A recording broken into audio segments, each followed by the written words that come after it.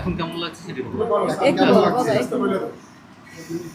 আমি বাসা থেকে বেরোনোর পর তো আমার মার মোবাইল থেকেই আমি বিকাশ থেকেই টাকা উঠাই। প্রায় এক সময় আমি বিকাশের দোকানে গেছিলাম, তো 8,500 টাকা উঠিয়ে আমি এখান থেকে খিচুড়ি অর্ডার করে এখন সামনেই খিচুড়ি অর্ডার করে বের হয়ে আমি সামনে হাঁটাহাঁটি করতেছিলাম।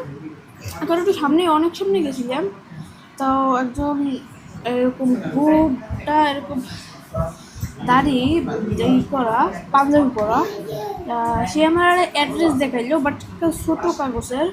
এখন সে হাতে দিতে বললাম, সে হাতে দেয়নি, সে মুখের সামনে নিয়েছে। তারপর আর কিছু মনে নেই। ফোন দুটো কি নিয়ে নিয়েছিল? ফোন দুটো কিভাবে? ফোন দুটো তাও মনে নেই কী করছিল বা টাকা কিছু মনে নেই, শুধু আমার কাছে মানি ব্যাগ ছিল। মানে সবচেয়ে বেশি যে 4 দিন কীভাবে কাটাইছি তা মনে নেই, কিন্তু কালকে যে রাতটা কাটাইছি কার কাছে আছে, কোথায় আছে, কি খাইতেছে, অনেক খারাপ দিন গেছে আমার, অনেক খারাপ দিন গেছে। একসময় আশা হারাইছি, এটা ঠিক, কিন্তু সবাই ভরসা দিছে। ও এখানের ওসি স্যার অনেক ভালো, সে ভরসা দিছে। র্যাব, আপনারা সবাই আমাকে ভরসা দিছেন।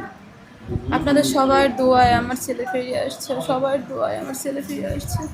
ওর জন্য দেশবাসী দোয়া করছে, সারা দেশ, দেশের বাহির থেকেও ফোন দিছে আমাদের, ও ফিরে আসছে কিনা।